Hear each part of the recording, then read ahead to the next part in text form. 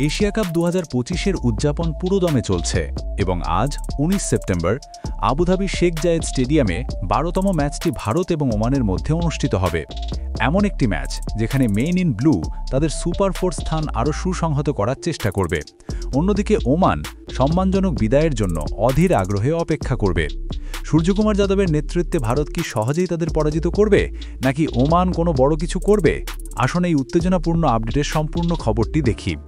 Bharat 2025 Asia কাপের super four পর্বে যোগ্যতা অর্জনকারী প্রথম দল হয়ে ওঠে। তারা সংযুক্ত আরব আমিরাতকে 9 উইকেটে হারিয়ে তাদের অভিযান শুরু করে। কুলদীপ যাদবের 4 উইকেটের ব্যবধানে পার্থক্য তৈরি করে। তারপর তারা চিরপ্রতিদ্বন্দ্বী পাকিস্তানকে 7 উইকেটে হারিয়ে সবাইকে চ্যাম্পিয়নশিপের কথা মনে করিয়ে দেয়। এখন যেহেতু এই ম্যাচটি ভারতের জন্য একটি আনুষ্ঠানিকতা, সূর্যকুমার যাদব টিমে কিছু পরিবর্তন ঘটাতে পারেন। জসপ্রীত বুমরাহকে বিশ্রাম দিয়ে আর্শদীপ সিংকে সুযোগ দেওয়া হতে পারে।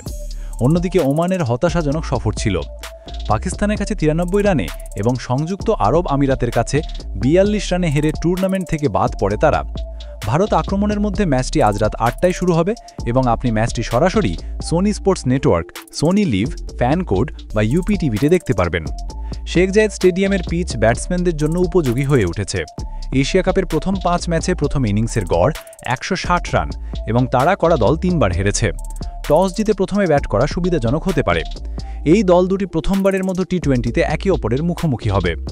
ভারতের সম্ভাব্য একাদশে থাকতে পারেন অভিষেক শর্মা, শুভমান গিল, সূর্যকুমার যাদব, তিলক ভার্মা, সঞ্জু স্যামসন, শিভম দুবে, হার্দিক পান্ডিয়া, আকসার প্যাটেল, কুলদীপ যাদব, আর্শদীপ সিং এবং বরুণ চক্রবর্তী।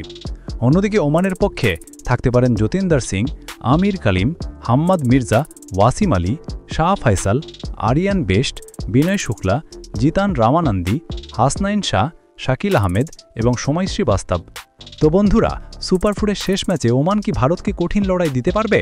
অনুগ্রহ করে মন্তব্য বিভাগে আপনার মতামত জানান। যদি আপনি এই আপডেটটি উপভোগ করে থাকেন তাহলে ভিডিওটি লাইক এবং শেয়ার করতে ভুলবেন না এবং সমস্ত সর্বশেষ ক্রিকেট আপডেটের জন্য আমাদের সাথেই থাকুন।